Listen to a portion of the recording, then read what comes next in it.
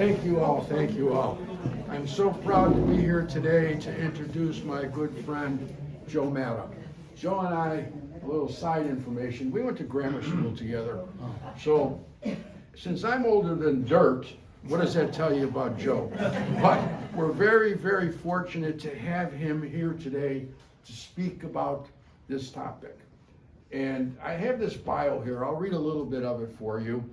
Joe, okay, is an Illinois licensed architect, educator, and author of short fiction stories, Volume 1, published by blurb.com.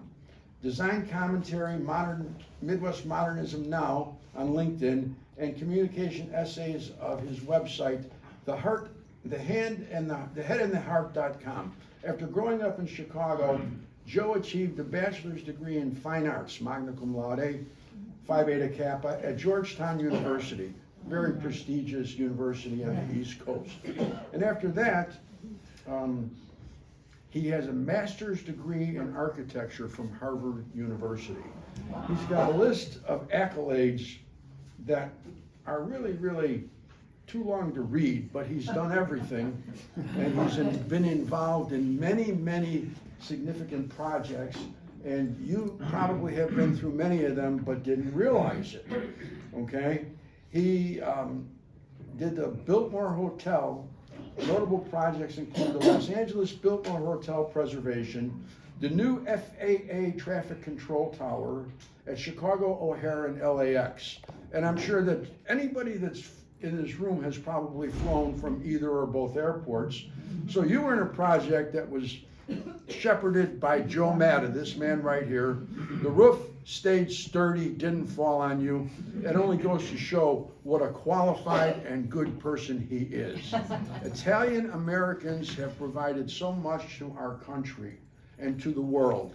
I often said, if there's anything that's good and stable today in the world, it was designed by an Italian, or one who wanted to be.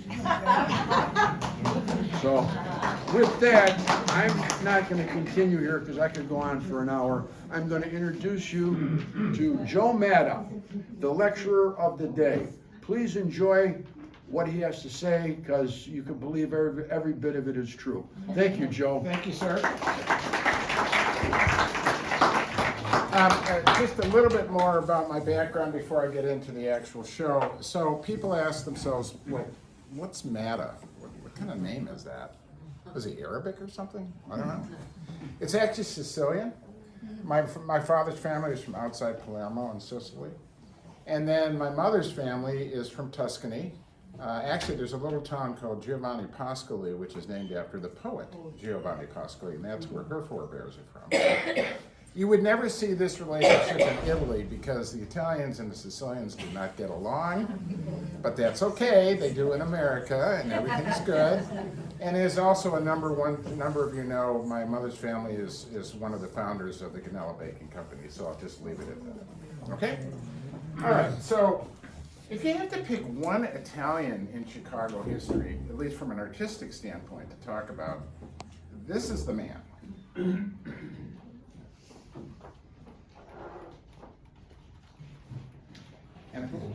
And I call him the multimedia maestro because he was good at so many different things. Okay, so welcome so much, and I'm certainly excited to delve into the life and legacy of an artist whose work resonates across time and disciplines, Alfonso Iannelli. In the annals of art history, Iannelli emerges as a pioneer whose innovative spirit transcended conventional boundaries, leaving an indelible mark on the realms of sculpture, design, and architecture. Born in 1888 in Andreda, Italy, which is just a little south of Naples, if you look it up, Iannelli's journey unfolded against a backdrop of a rapidly changing world. Immigrating with his family to the United States at a young age, his artistic sensibilities found fertile ground amidst the dynamic cultural landscape of early 20th century America. His vision defied categorization, blending elements of modernism with a profound respect for classical forms. His sculptures exude a timeless elegance, evoking both the ancient past and the bold experimentation of the modern era. From intricately carved reliefs to dynamic abstract compositions, Iannelli's mastery of form and space captivates the viewer, inviting contemplation and dialogue. Yet, it is perhaps in the realm of design and architecture where Iannelli's influence shines most brightly. Collaborating with luminaries such as Frank Lloyd Wright, Iannelli brought his unique perspective to bear on iconic projects such as the Midway Gardens in Chicago, where his distinctive ornamentation breathed life into Wright's visionary designs. So as we embark on this journey through Iannelli's life and work, let us celebrate not only the brilliance of a singular artist, but also the enduring relevance of his vision in an ever-evolving world. Join me as we explore the timeless beauty and boundless imagination of Alfonso Iannelli. The early years. As I mentioned, he was born in Andreda, Italy in 1888 to Giuseppe Iannelli. Their name originally started with a J, and Antonia Del Franco, who was there with his other two brothers in the upper right picture. As a young child, he was apprenticed to a decorator, and then a few years later, the family joined the father, who was already in Newark, New Jersey, and they went to the United States. There, he was apprenticed, again at a young age, to a jeweler, so he did his fine craftsmanship early in his career, which would be helpful later on. He won a scholarship to the Art Students League in New York City, and he studied under Gutzon Borgum. Does anyone know who Gutzon Borgum is or what he did? What? Mount Rushmore. He was the sculptor for Mount Rushmore. He himself is quite a character. He changed his name in 1906 to Iannelli with an I. And during the Panic of 1907, when times were pretty hard, he turned to illustration work for publications to support himself, and I think he did well. He finally moved to Los Angeles in 1910 after a brief stop in Cincinnati, Ohio, and he married his first wife there, Julia Percy, although that did not last for very long. He joined the California Arts Club. He designed Orpheum Theater windows and posters, which we'll see in a moment. And he began his own practice, the Iannelli Studios, with a gentleman he met named James F. Rudy, who we'll talk about in a moment.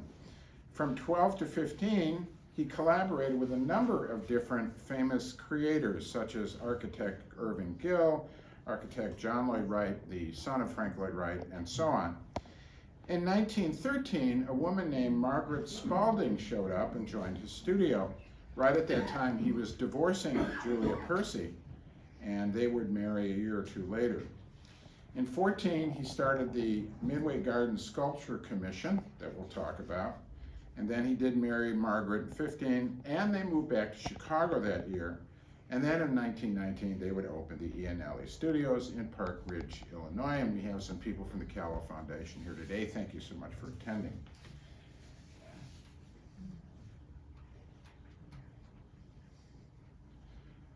Borglum had said to him, "Listen to your own impulses and work quietly and thoughtfully, and be honest with yourself, and you will have something to say." Iannelli was one of the most honest creators I have read about. Sometimes that was great, sometimes he got into trouble because of it, and we'll see why in a moment. There's an early sculpture he did, Spring, in 1908. As you can see, it's a very traditional kind of neoclassical sort of thing. And let's talk about his two-dimensional work, the Orpheum Theater posters. You can see a number of these posters, very kind of Art Deco-ish before Art Deco really came to the fore, kind of advertising various things that were coming to the theater. And what's interesting is to move forward in time and look at a poster he did in 1963, where he was advertising an exhibition of designs by Frank Lloyd Wright. This was for Unity Temple in Oak Park, Illinois. And you can see that the design and the color scheme and so on is really very similar to what he did a half a century before. So he continued this kind of sensibility throughout his life.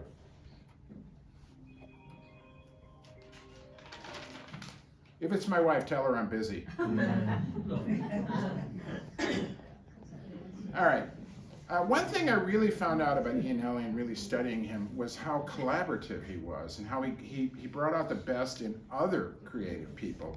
And very early on, he began to show this.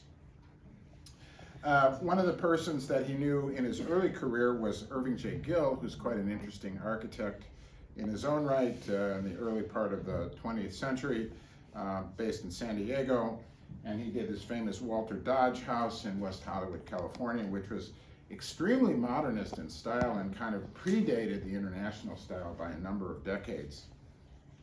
And of course, John Lloyd Wright, who was actually, I think, his roommate for a while, he was the one that introduced him to his father, Frank Lloyd Wright, and that's how the Midway Gardens Commission came about. And then, of course, you have the picture in 1915 of Iannelli with his second wife, Margaret Spaulding. They're sitting in the studio, which originally they had in downtown Chicago before they moved out to Park Ridge.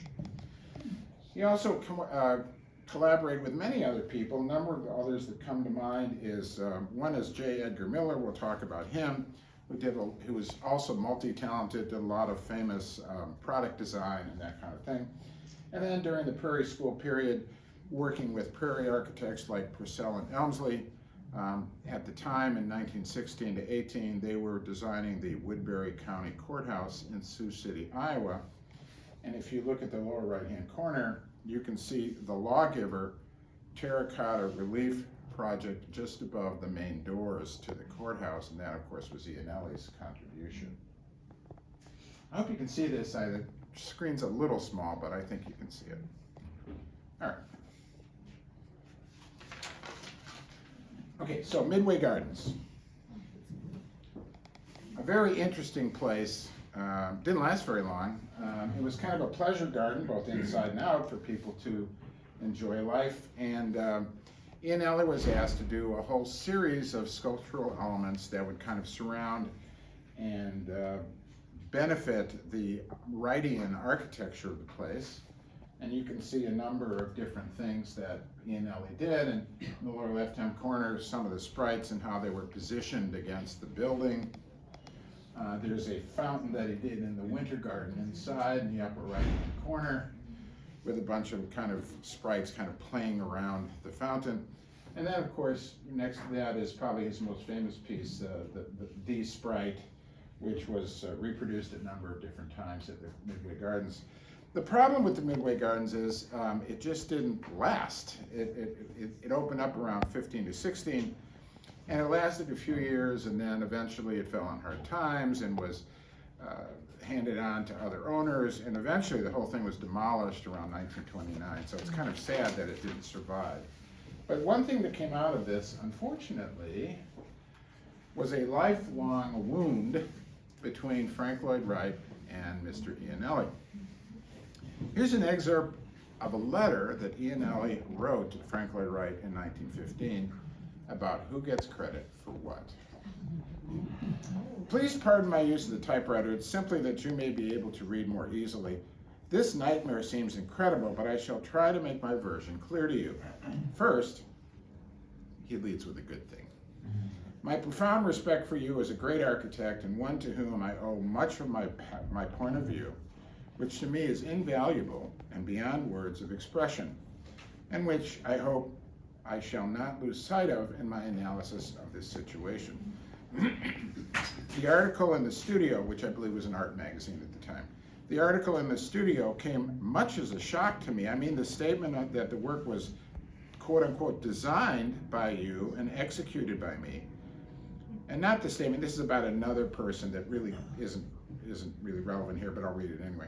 And not the statement that John designed, etc., because I do not know that situation, excepting as John in one of his letters casually mentioned the fact that he executed the mural from your sketch. And also because I have much regard for John's ability. Oh, back on point. There is, however, something of a comparative contrast which helps to intensify the situation. But the part I hate most is the fact that I should be placed in a position where I am to ascertain or to dictate to you the way in which credit due me should be expressed. So quite simply, Frank Lloyd Wright, as he often did, claimed credit for everything, including designing the sprites, which he did not do. Iannelli did. Iannelli did execute them, but he also designed them. So this was a sore point for a long time. But on a more happy note, there's the sprite. I mentioned collaboration. Probably his, other than a couple of the women in his life, the longest collaboration he had was with another architect, an architect named Francis Barry Byrne, who was born in Chicago in 1883. He was part of the Frank Lloyd Wright studio for a number of years, from 1902 to 1907, and also worked for other Chicago area architects. For a while, he moved to Seattle, Washington, had a little firm with a man named Willitson, and they did mostly residential design. And then he moved to Southern California in 1913, and that's where he and Iannelli would come together. He roomed with Lloyd and John Lloyd Wright, the two sons of Frank Lloyd Wright, and through them he met Iannelli. Then, fairly quickly, he moved back to Chicago. He took over Walter Burley Griffin's practice. Now, Griffin was also one of the boys at the Wright studio, but he won a big commission in Australia, so he abandoned Chicago and actually moved to Australia. So Byrne took up the commissions that he left, and that was his practice. Meanwhile, he was arranging in downtown Chicago for an office space for Iannelli to move into. That was the picture we saw with Margaret earlier. And that began a series of collaborations with Iannelli, some 25 built projects together over time. Byrne would start his own practice under his own name in 1917. He briefly served in World War I, then back to Chicago. From the 20s through the 60s, Byrne designed numerous projects, especially schools and churches, which is where Iannelli comes in. In 1924, as a lot of creative people did in the late 20s, Byrne and Iannelli took the grand tour of Europe. They spent 2 months in Europe going to all the creative hotspots like Paris, Vienna, and Berlin. And yet, a few years later, they kind of parted ways, although they would resume collaborations later after World War II. He then went to New York and spent a decade or two there in the 30s and early 40s, partly retired in the 50s, and finally passed away from an auto accident at 84. Byrne's an interesting guy in his own right. And here's some of the work they did together. Here's some of the early stuff, the churches and so on. Here's St. Patrick's Church in Racine, Wisconsin, where Iannelli worked on the art glass with Byrne. Here's the Cedar Courthouses, a little residential housing in Park Ridge from the 1920s. And then here is probably one of the best collaborations between the two. The St. Francis Xavier Church in Kansas City, Missouri from 1949. This is known as the fish-shaped church because in plan it looks like a fish. And you can see at the front of the entryway, if you will, there's this big statue, and that was Iannelli's largest contribution, the Francis Xavier statue standing at the very front of the church. All right, so Iannelli Studios, Park Ridge, Illinois, from 1919 to 1969. Here in 2024, I visited in the wintertime. Thank you, Callow Foundation, again, for keeping everything so nicely. Now owned and operated by them. See callowfoundation.org for more information. And here's a picture from the very end of his career, 1966, a year after he died. Here's the main studio workroom set up for an exhibition of his work by his successor, Ruth Blackwell. The photo, by the way, is by the famous preservationist and photographer Richard Nicol. All right. A little bit more about that. There's a number of what might have beens in Iannelli's career. One of them is his possible collaboration with James F. Rudy. I told you that they met in Los Angeles, and then Rudy basically moved to Chicago to be with him in 1918, and then he suddenly died. So who knows what would have happened if he continued. Taking a page from the book, excuse me, Everyday Modern, The Industrial Design of Alfonso Iannelli by David Jameson. Tim Samuelson wrote the preface, and in the preface, among other things, he said this. Then there was Alfonso Iannelli, spontaneous and gregarious in his enthusiasm for all things modern, whip-smart and articulate, but without attitude or pretension. Dress was often the casual clothes of the working man or a well-worn artist's smock. A dangling cigarette usually seemed on the verge of falling from his lips. By the way, he was a heavy smoker his whole life, as a lot of people were in those days. He thrived in lively camaraderie with others. And as I said before, he really brought out the best in a lot of creative people. And to continue through some of the creative people that he interacted with, I have one of the strangest architects, I think, that I've studied over time, Mr. Bruce Goff, who was actually with Iannelli for a couple of years. I didn't really know what to say about this man, Bruce Goff. He's such a character. He was born in Alton, Texas in 1904. He was born into a very poor family, so he had to, work early on. And at a very early age, specifically the age of 12, he was apprenticed to an architects group, Rush, Endicott and Rush in Tulsa, Oklahoma, and he continued to work for them for a long time. Iannelli met Goff at their offices in 1926 in Tulsa, and they had kind of a long-distance relationship, exchanging artistic ideas and that kind of thing. They did hire him to do the site supervision of the Christ the King Church in Tulsa. And in 1934, although he had by that time become a partner of that architectural firm, this is Goff I'm talking about, he left in a huff after a fees sharing dispute, and he did in fact move to Chicago.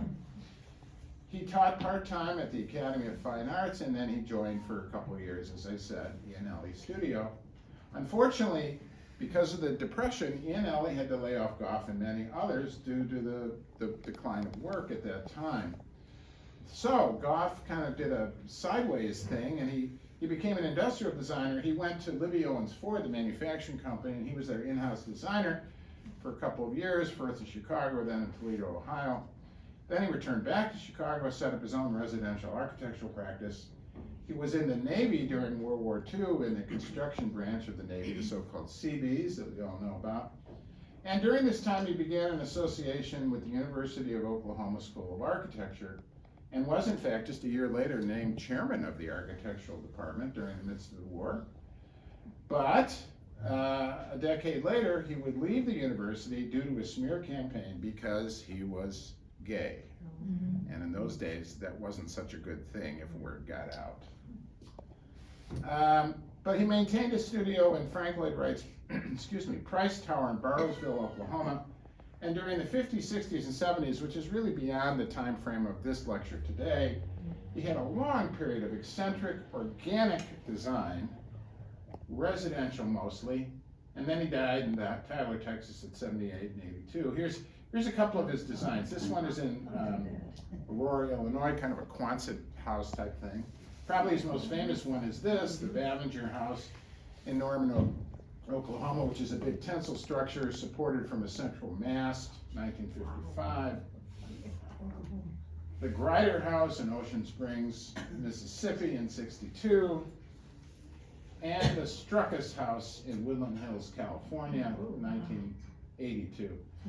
These are like sets for a science fiction movie. I mean, I don't know what to make of this guy. And yet, he was really brilliant. And one of the things he did do was the Los Angeles County of Art Pavilion of Japanese Art. I've been there. It's a beautiful building, 1978. So he was just a character. But Iannelli loved him. He thought, oh, this is a guy with my kind of sensibility. And they also collaborated on some more traditional kind of modernist manufactured housing. These are the so-called minimum houses that they were exploring in 1934. I think because of the times, they didn't really go anywhere with it, but it was interesting to see. All right, the third collaborationist, J. Edgar Miller, a multimedia artist. Born in Idaho Falls in 1899, then moved to Chicago, and like all of these people, he ended up enrolling at the Art Institute of Chicago. He did apprentice for 5 years for Iannelli, and as a result, for himself, developed many client contacts. He did stained glass for architect Howard Von Doren Shaw, and going forward, he did all kinds of illustrations, interior designs, textiles, furniture. He was a multimedia guy also. He did for the Chicago World's Fair 33-34 that we will explore a little bit more later. He did the designs for the Streets of Paris attraction. And he collaborated with architect Andrew Rabori for the Frank Fisher Apartments, which is a very interesting complex on the north side in this kind of streamlined modern style, very famous.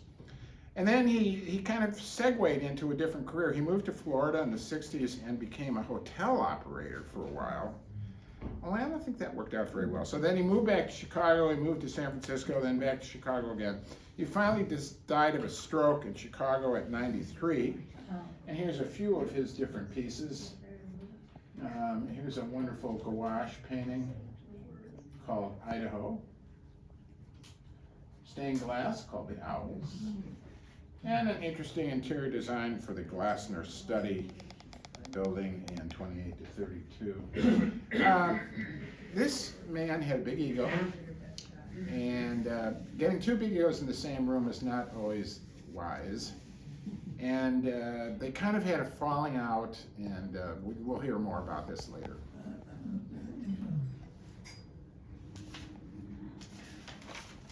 All right, so before the crash, I mentioned with Byrne that he had done a lot of different projects. Immaculata High School in 1920, St. Thomas the Apostle Church in Chicago in 22, and St. Patrick's Church also in Racine, Wisconsin that year, St. Mary's High School in 23, St. Thomas Aquinas High School in Racine, Wisconsin 24, Christ the King Church in Tulsa, Oklahoma, where they had golf on site. And at the same time, there's a couple other pieces. There's Christ the King. You can see that interesting kind of parapet detailing. And the big statue of our mother above the main entrance to Immaculata High School. He was very active in teaching. He was in a group show at the Art Institute of Chicago for the first time in 21. Then he became a teacher there of sculpture and design and had a one-man show in 26 at the Art Institute. And it was appointed head of design at the Art Institute and was in fact afforded an honorary master's degree in fine arts by the Art Institute in 28. I mentioned having Miller at the studio. I'll talk about the children later, and also his wife. But in 1924, Iannelli became an American citizen. There was a major fire at the Iannelli studios in 1925. They recovered from that. And he bought a 40-acre farm in Palatine, Illinois in 1927. I think that was supposed to be a place to get away to for himself and his family, and we'll talk about why that is later on. All right, some major projects. First, the Pickwick Theater. All right, 1928 in Oak Park, Illinois, a mixed-use development was built. And it, as you know, it is still in operation today after several remodels. I think we have a number of Park Ridge folks here. You know what I'm talking about. The architects originally were Roscoe Harold Zook and William F. McCaughey, with an Art Deco exterior and interiors predominantly by Alfonso Iannelli. A main auditorium of 1,600 seats inspired by a Mayan temple, and an allegory of the art ceiling mural with a colorful fire curtain at the stage. And terrace walls inside and out, numerous sculptural motifs. So there it is today. I think you guys all know what that looks like. And there's the fire curtain at the front of the auditorium, and then the kind of stencil work in the foyer just next to the auditorium. And a number of people in his studio did various ornamental effects. Ruth Blackwell did this mermaid fountain in the men's lounge at the Pickwick Theater. So that was really a wonderful collaboration, very successful between Iannelli and the architects. Then we have the next one, the Adler Planetarium, 1930. So this was by architect Ernest Grunsfeld Jr., or the second. It's a 12-sided building, and it had 12 gold-plated bronze zodiac panels placed on it at the exterior corners of the 12 sides, plus a lobby plaque with a solar system motif. But unfortunately, this was not one of those ones that ended well. A major dispute arose between Grunsfeld and Iannelli about the Adler Planetarium. Iannelli was, of course, commissioned to design interior sculptures and decorative panels, but tensions flared over design control and artistic credit. Does this sound familiar? Grunsfeld and project officials altered or limited Iannelli's contributions, leaving him to withdraw from the project in frustration. He later expressed bitterness that his modernist vision for the planetarium's ornamentation was dismissed in favor of a more conservative approach. Nevertheless, he still did some great stuff. Here's the plaque on the inside with the figures representing the solar system, the known solar system at the time. Really still a very interesting building. I mean, even though he may have been disappointed, I think it was a great success. Moving forward, let's talk about the key women in his life. There were basically two I wanted to mention. His second wife, Margaret Spaulding. She was born in 1893 under a totally different name, Pearl Adams, in New York. In Los Angeles, she met Alfonso in 1913. They married 2 years later. She had a great influence on Alfonso's graphic style. Here's some of the things by her. There's the Orpheum Theater poster she did, one of them in 1915. And here's an illustration for a children's book she did in 1920. She had a very lovely style.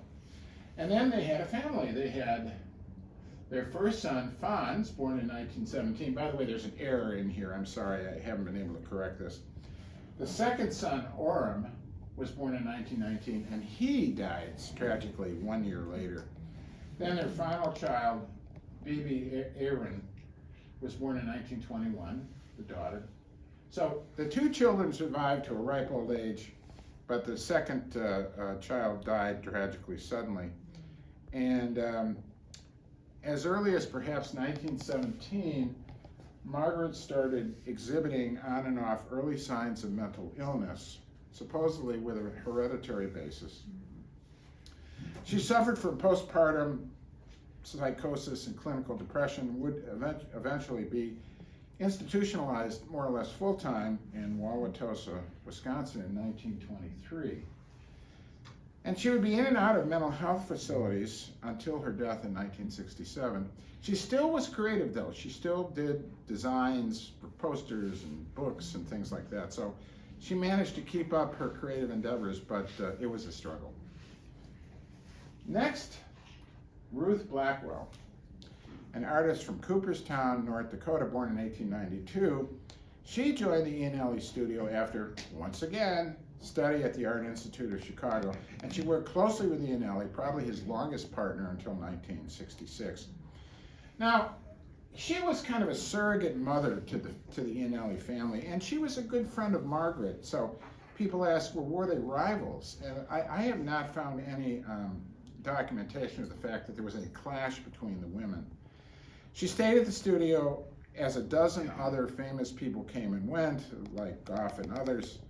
She became Iannelli's, basically his studio partner. And actually, she was critical to the survival of the studio later on because her housing designs kept the studio alive, especially after World War II.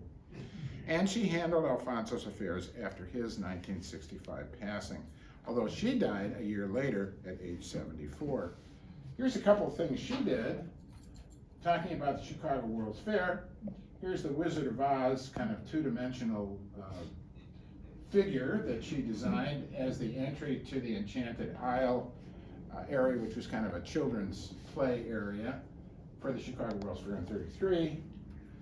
And here's a garden wall that she worked on with Iannelli for some housing they did in the '50s.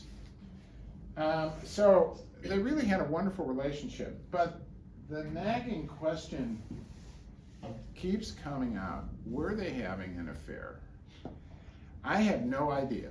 I have not been able to figure out whether there was one or not. If there was, she was still very friendly with Margaret, and somehow it all kept going.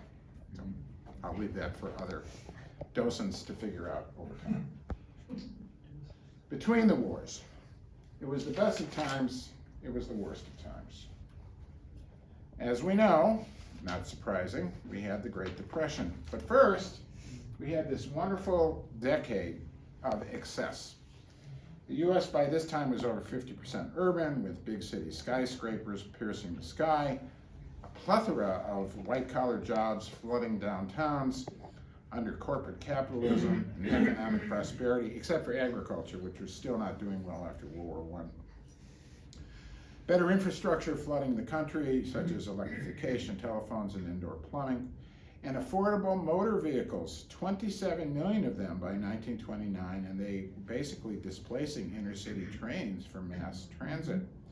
And of course, we had the upper class hedonism of the Jazz Age with speakeasies, the lost generation in Europe, and especially regarding women, now who had the vote, more freedom, relaxed fashion, and mores, the so-called flapper appeared that replaced the Gibson girl of before World War I as the ideal.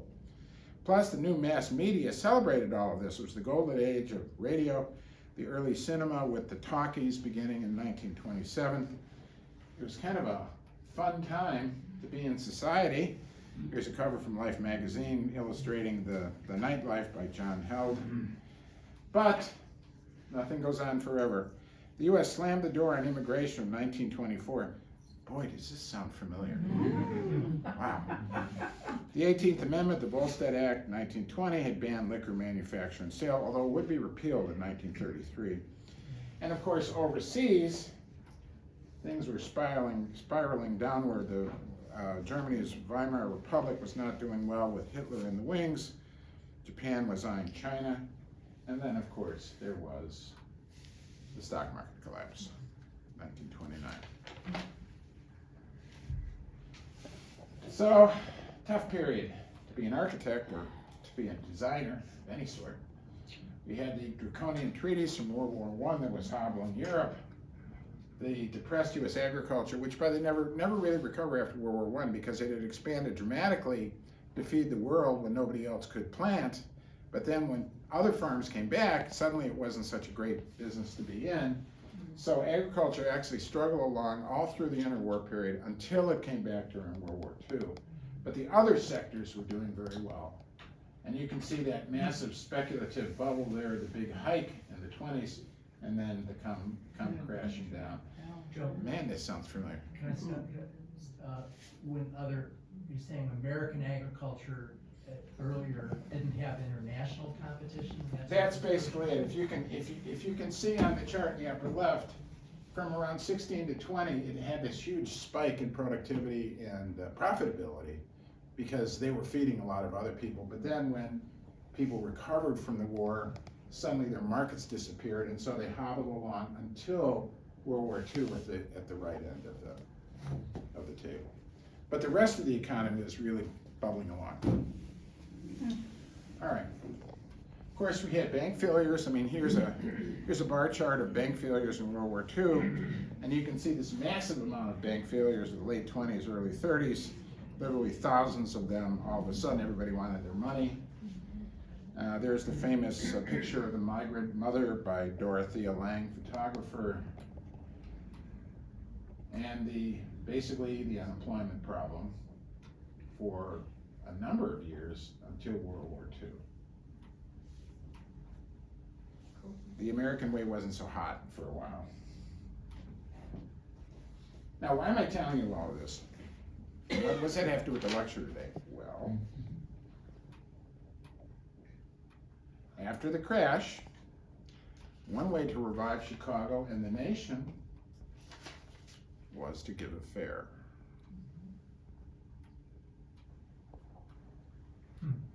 Music's not working on this today, so don't worry about that. Here's a couple of posters all about the World's Fair. The Chicago World's Fair, A Century of Progress, was supposed to be only 1 year long. It was so popular that everybody, including Franklin Delano Roosevelt, urged the administration of the fair to continue it for another year, and that's exactly what they did. They added 1934 as well.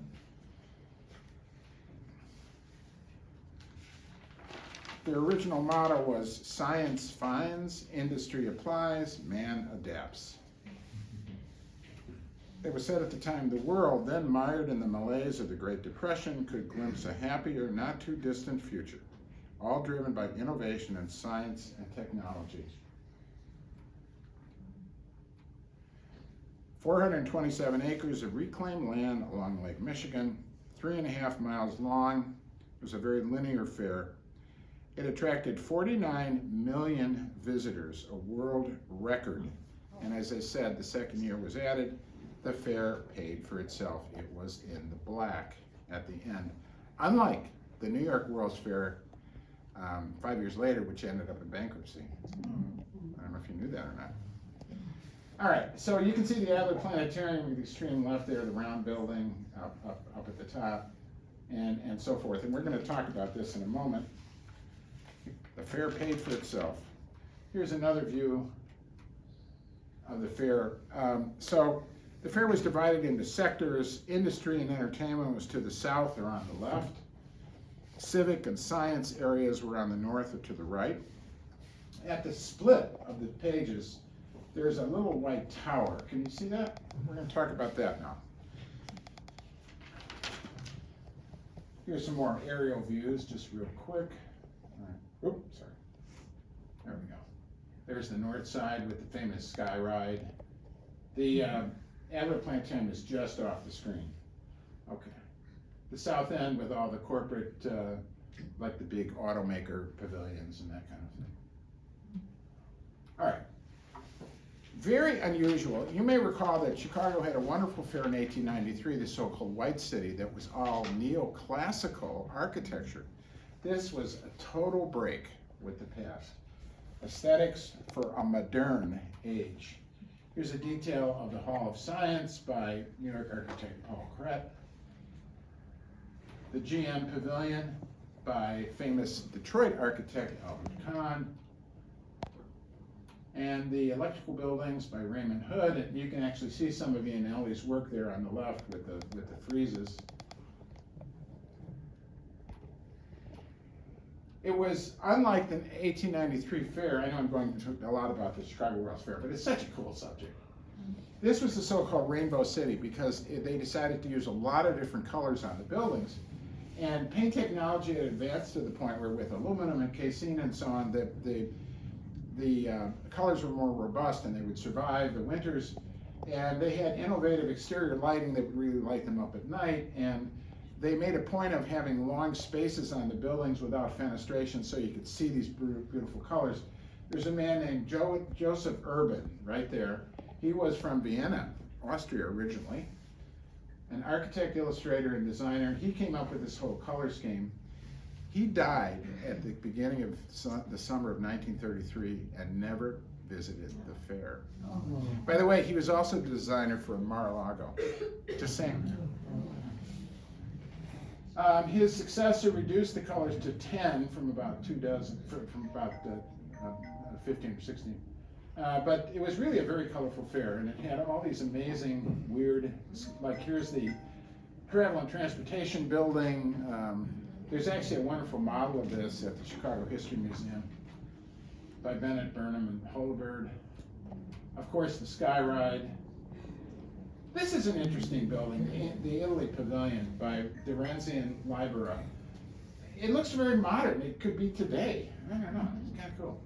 The central kind of walkway, the General Exhibits Group by Harvey Corbett, architect. And one of my favorites, the Holabird and Root Pavilion for Chrysler Motors, which is kind of Greek cross design. There was a lot of interesting architecture. And here's where Iannelli comes in.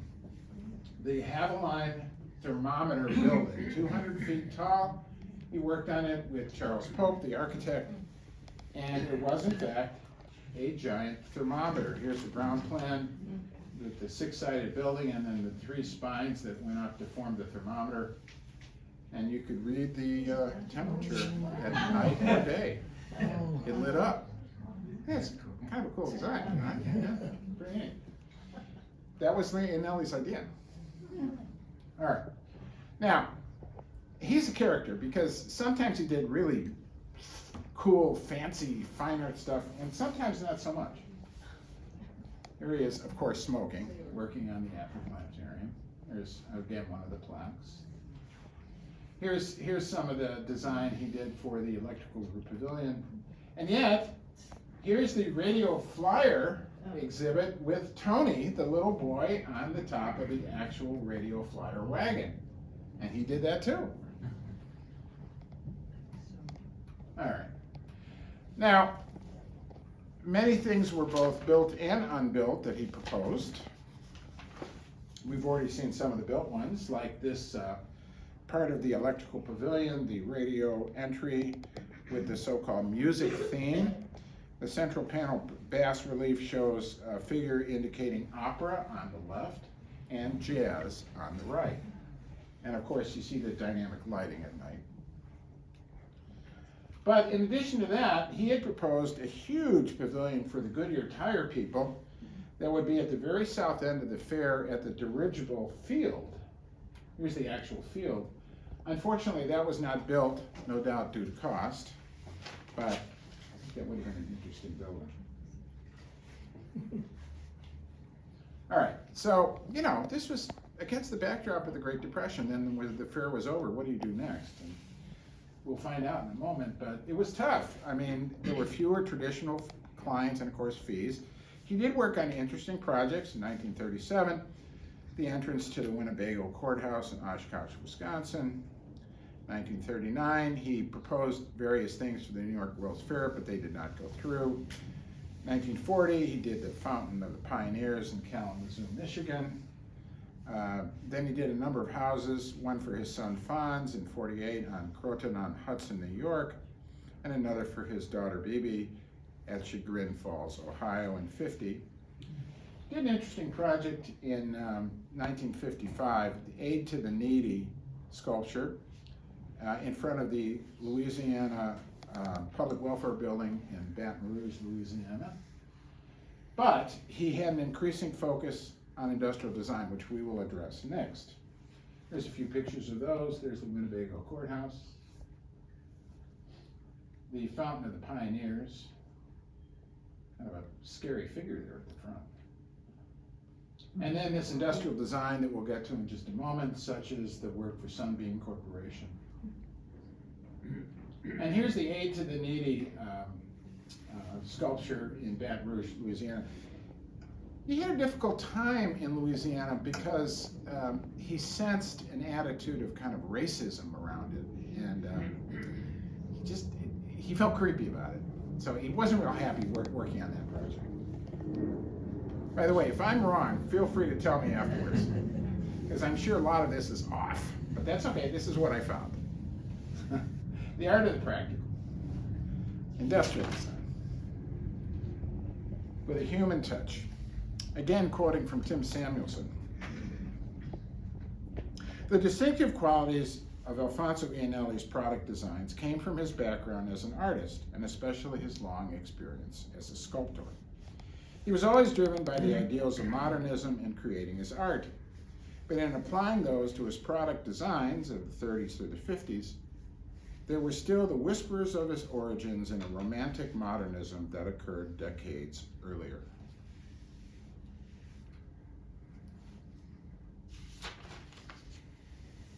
All right, industrial design. Some of his clients. How could a guy that was a sculptor and painter and printmaker end up designing consumer products? It just boggles my mind, but he did, and he was really good at it. A couple of his clients, the Wall Eversharp Company for writing implements, the Mueller Plumbing Fixture Company for plumbing fixtures. This mono-handled faucet almost looks like some of his sculpture, you know? The Bertman Electrical Company and the Fairbanks Works Company for home appliances. Here's an ad for Bakelite, you know, the artificial plastic thing for an iron that he designed. And there's a picture of him, he's interviewed again with his dangling cigarette. And here's a trophy. He did a whole series of trophies for various companies, especially the Outdoor Advertising Art Company, this one in 1938, with these two wings coming up to form the center piece. Continuing on. Republic Instruments, instrument panels, Auto Gas Company for heaters, Burgess Battery Company, telephone booth. There's the telephone booth. Stewart Warner Company, refrigerator, flexible shaft, which became Sunbeam Company, home appliances.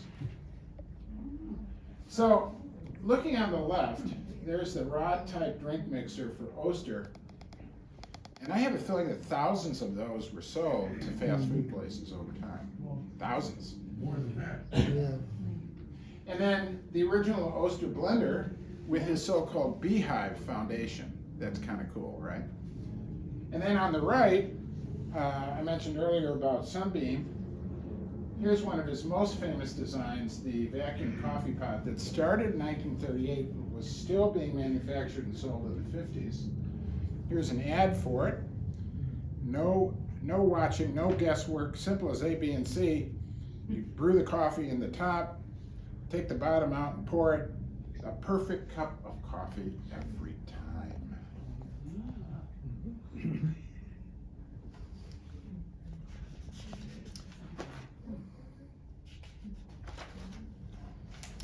And then continuing on to things that were designed but never quite went forward. Part of the problem, of course, is World War II, obviously.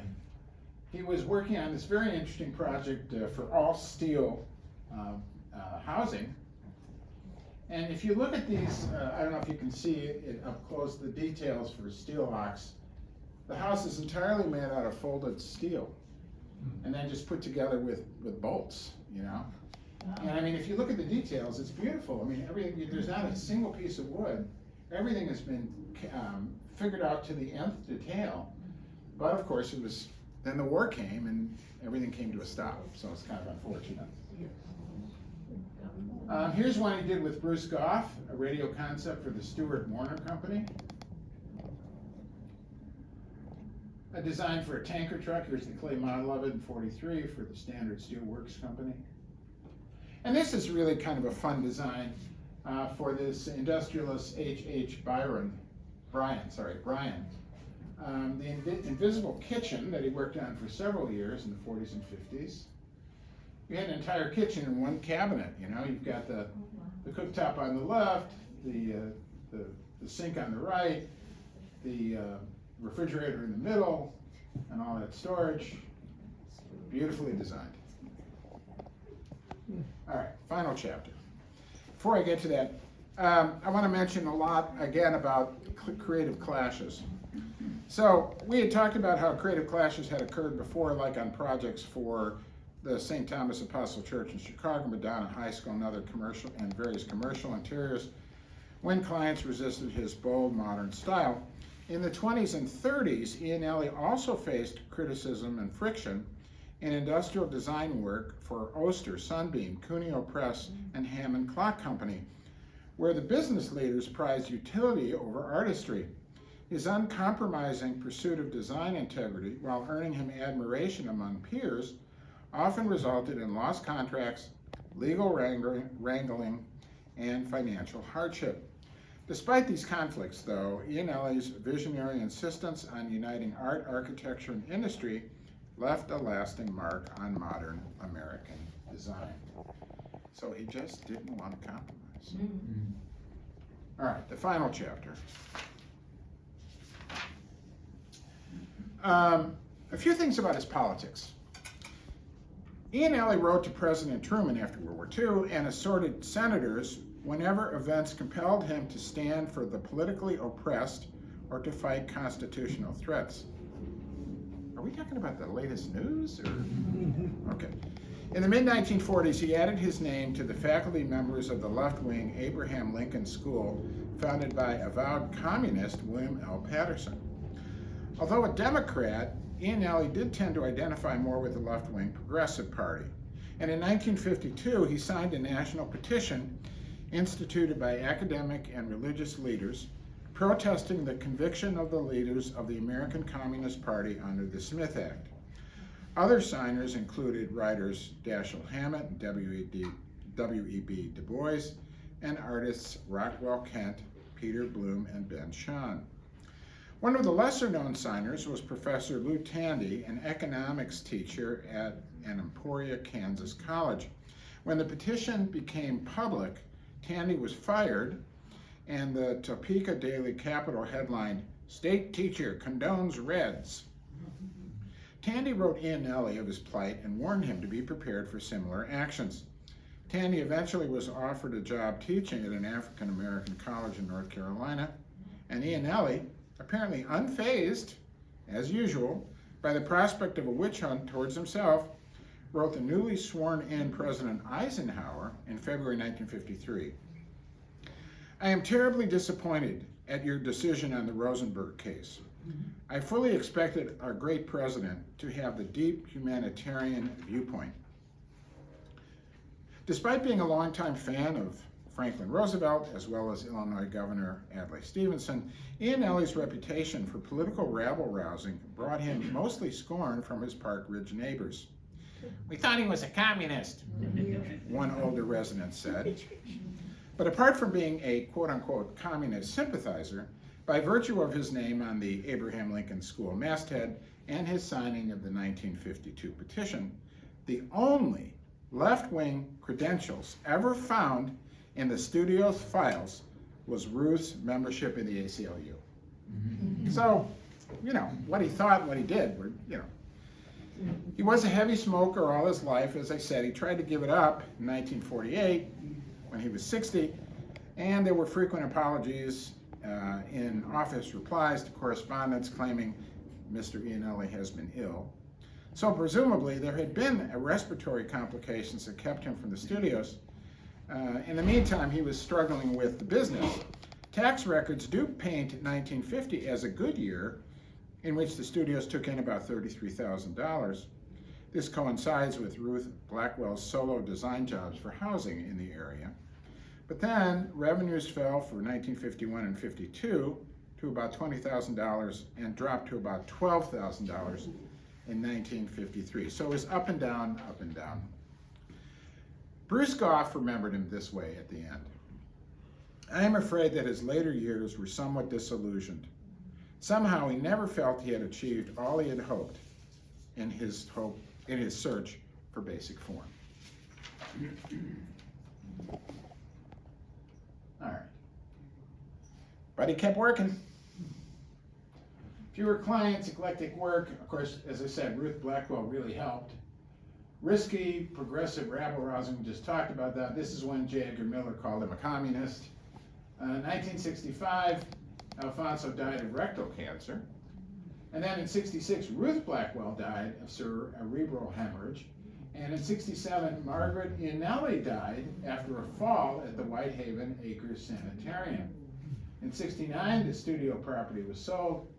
The contents went to the Chicago School of Architecture Foundation, and remaining things, art and so on, were sold at auction by the heirs. And of course, eventually the Kellogg Foundation would take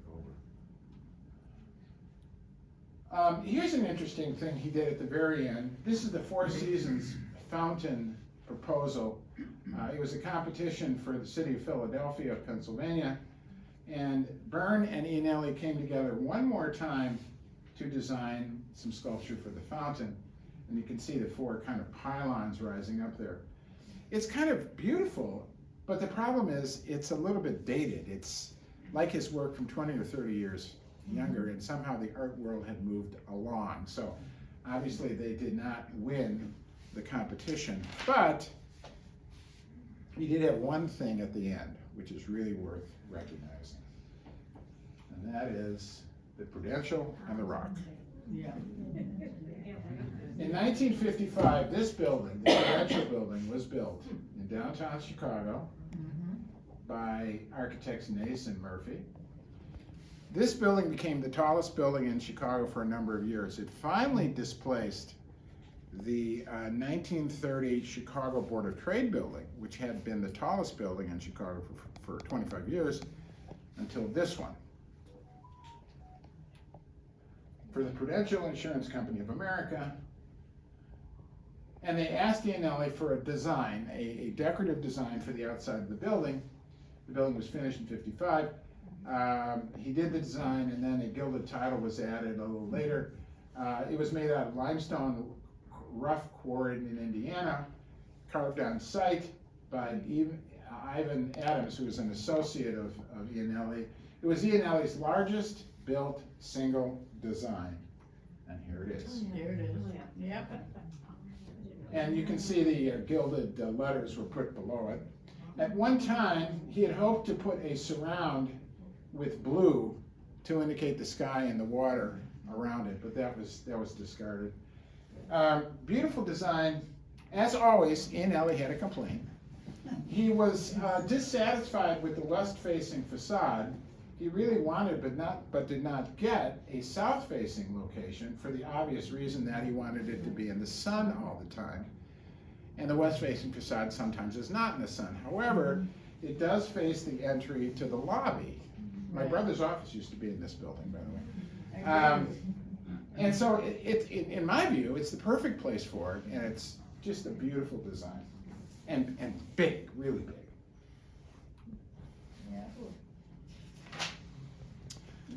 So, Alfonso Iannelli stands as a pioneering figure in the realm of American art and design, leaving an indelible mark on the landscape of 20th century creativity. Through his diverse body of work spanning sculpture, graphic design, architecture, and industrial design, Iannelli forged a unique aesthetic that seamlessly blended elements of modernism with a profound appreciation for craftsmanship and the human spirit. In essence, Iannelli's legacy serves as a testament to the transformative power of art and design, reminding us of the profound impact that creativity can have on our lives and the world around us. As we continue to explore his remarkable body of work, let us draw inspiration from his boldness, his innovation, his collaborative spirit, and his unwavering dedication to excellence. And finally,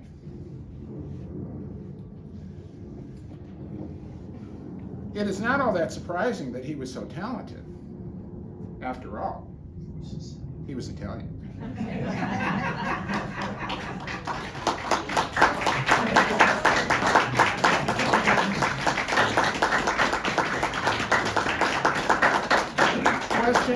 Questions, comments, irritants, anything? Excellent. Okay, yes, ma'am. We have a photo at the studios of Iannelli on the scaffolding in front of the rock. Oh, really? He's actually, you know, it's a good photo. I mean, he was a perfectionist. Yeah. That's one comment I would like to make. I'm gonna plug Iannelli Studios. If you haven't been there, please come and visit. We've got the Madonna from Immaculata. We've got a prototype of the Zodiacs. We have an original Sprite head, an original piece of Midway Garden. A lot of stuff, and I think you would find it interesting. And we are having an exhibit about the 1933 World's Fair, starting the 22nd, with a lot of Ruth Blackwell things. Good. Thank you, very interesting. Well, it's a great opportunity for me to talk about this before such an august audience, leaders of the community. So I want to thank you so much for this opportunity. Very good.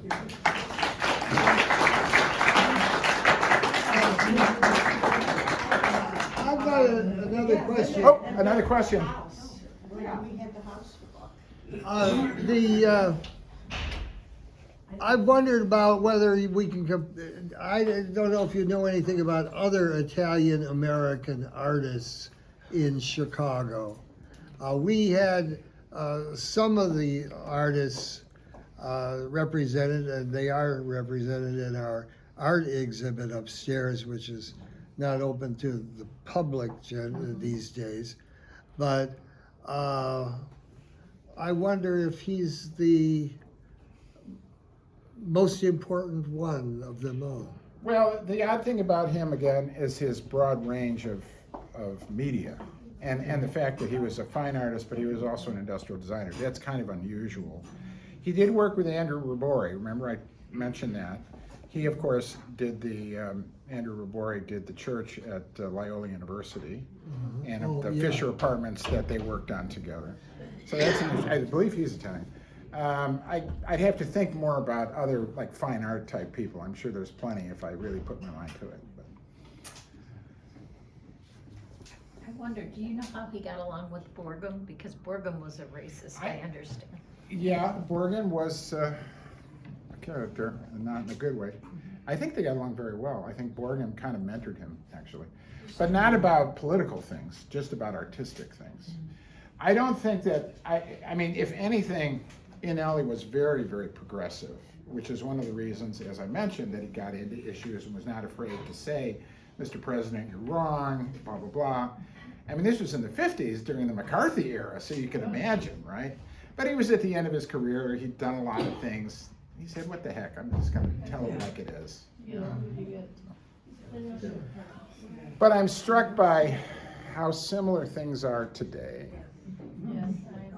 I don't want to go into an editorial. So the next series of lectures I'm giving is a totally different series at the North Shore Senior Center in Northfield. It's a two-part series on the entire history of the American single-family house. And that'll be November 17th and 24th. And I'm working on other things too. So. But this one was a fun one because obviously I love the guy. He's such a cool guy. I wish he didn't smoke so much, but what can you do? No, he didn't die of lung cancer. That's true. He didn't die of lung cancer. Any other questions? How about you, Bill? Any thoughts? Well, smoking was part of being cool. Well, that's true. Yeah, especially the 50s.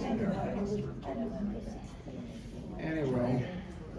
Thank you. You're welcome. Yes, sir. When you talk about the history A of little louder. we talk about the history of the American residents, and that's going to be in Northfield. Correct. Do you have any mention of John Mills? No. Tell me about him later. Okay. John Mills. Okay. Anyone else? Yes, sir. St. Mary's built in 1924, so which St. Mary's was that? Oh. In Michigan City. Was it Michigan City. City? Fortunately, My wife went to St. Mary's High School, and it's no longer there. Okay. Yeah, there was just one after another, church school, church school, church school with Byrne, so. Byrne obviously did the architecture and he did all the decoration of it. So. I wouldn't call him an architect, but he was good at creating environments, so he was in that funny zone that sort of is like one, but not quite. And obviously when he did his industrial design, all the little things he did, the miniatures, they were completely designed by him. So those were little environments, whether it was for coffee or having a telephone conversation or whatever. So in a way, he was kind of an architect in miniature, so to speak. Yes, sir. I attended, Good for you. Good for you. well, I didn't graduate, but I What can you tell me about him being influenced by the Mies van der Rohe? Well, I would say more so the international style before World War II. I mean, I'm certain he must have been aware of that kind of thing. As I said to you, he and Byrne went to Europe in '24, and they did this grand tour of what was happening then. Those are the early periods of Bauhaus and modernism and that kind of thing, just beginning, and Cubism and futurist work and that kind of thing. So I'm sure those were all kind of swirling around in his mind. It's curious the way he started out as kind of more of a traditional, almost Renaissance-like artist, and then morphed into this 20th century modernist. And yet he had combinations of the two in many of the things he did. That's very unusual. Don't know if he had any significant connection to IIT though. Yeah. Yes, anything else? Yes, Well, it has nothing to do with him, but it has to do with the Prudential Building. I met my husband in 1957. I was 16 years old, and in September, Friday the 13th.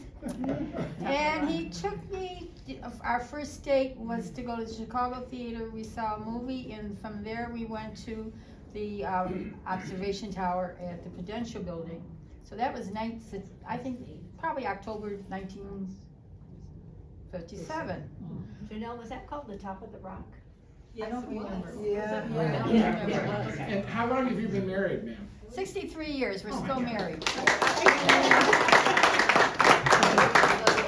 In addition, I went to the Jones Commercial High School, which is downtown, and we did not have an auditorium. So when we graduated, we either, January class graduated at Lane Tech High School, but the January class, which is what I was in, we rented, it had to be space, you know, in the Prudential Building where we had our graduation ceremony.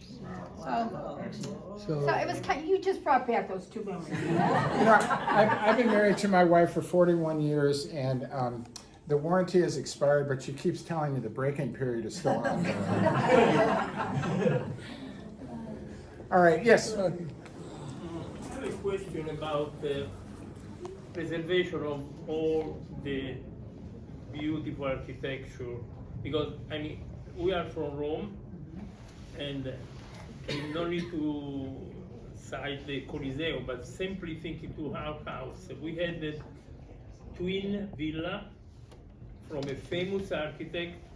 We sold the one about 1 year ago, 10 months ago, and they just left the egg, the external. Inside they destroyed everything, but also the external is changing. Now it became like a glass house, all glass, you can look all over. It's crazy. I mean, we keep the other half intact because he's a famous architect, so it's unacceptable. Also the inside are special. Exactly, also the inside, but it was beautiful outside, a big pagoda, a chief school architect. So what is done here to preserve? I mean, considering that Italy is supposed to save the architecture more than United States, where everything is put down and they build up. But you know what is done here? Oh, you showed us a lot of beautiful things. How many of those things are still there? Any has been cracked down? That's one question. The other question is, many years ago, I was discovered that the architects, and maybe I was stupid, architects are not only doing the houses, the buildings, the statue, but many of them are very involved also in interior design. Also the normal things like silverware. For instance, we have silverware of Tapio Vircala, which was a Finnish architect, fantastic, fantastic. And I got the occasion to see one washer of him, Iannelli, believe it or not, in Italy, many years ago.